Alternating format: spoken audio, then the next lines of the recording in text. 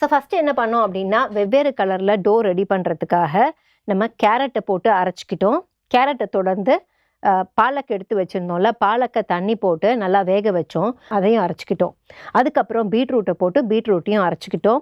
கோதுமை மாவு தனித்தனியாக எடுத்து தேவையான அளவுக்கு ஆட் பண்ணி கொஞ்சம் உப்பையும் ஆட் பண்ணி அதை ஃபைன் ஒரு திக் டோவாக ரெடி பண்ணி வச்சுக்கிட்டோம். ரெடி பண்ணி வச்சதுக்கப்புறம் சட்னிக்கு என்ன பண்ணோம் அப்படின்னு பார்த்தீங்கன்னா, தேவையான அளவுக்கு தக்காளி, அதுக்கப்புறம் வரமிளகாய் இது ரெண்டுத்தையும் எடுத்து தண்ணியில் வேக வச்சோம். வேக வச்சதுக்கப்புறம் அதை ஆறுனப்புறம் நல்லா அரைச்சிக்கிட்டோம். அரைச்சதுக்கப்புறம் என்ன பண்ணோம் அப்படின்னு பார்த்தீங்கன்னா, அதில் தாளிக்கிறதுக்கு முதல்ல எண்ணெய் போட்டு இஞ்சி பூண்டு பேஸ்ட்டை போட்டோம். இஞ்சி பூண்டு பேஸ்ட்டு பச்சை வாசனை போனதுக்கப்புறம் வெங்காயம் போட்டோம். வெங்காயம் நல்லா வதங்கினதுக்கப்புறம் நம்ம அரைச்சி வச்சிருந்த சட்னியை போட்டு கொஞ்சம் நல்லா கொதி வந்ததுக்கப்புறம் லெமன் கொஞ்சம் ஃபியூ ட்ராப்ஸ் ஆட் பண்ணிவிட்டு ரெட் சில்லி சாஸை ஒரு 1.5 ஸ்பூன் ஆட் பண்ணிவிட்டு கொஞ்சம் நேரம் அதெல்லாம் பிளெண்ட் ஆக விட்டோம். பிளெண்ட் ஆனதுக்கப்புறம் நீங்கள் கொஞ்சம் கொதி வந்ததுக்கப்புறம் இறக்கிடணும்.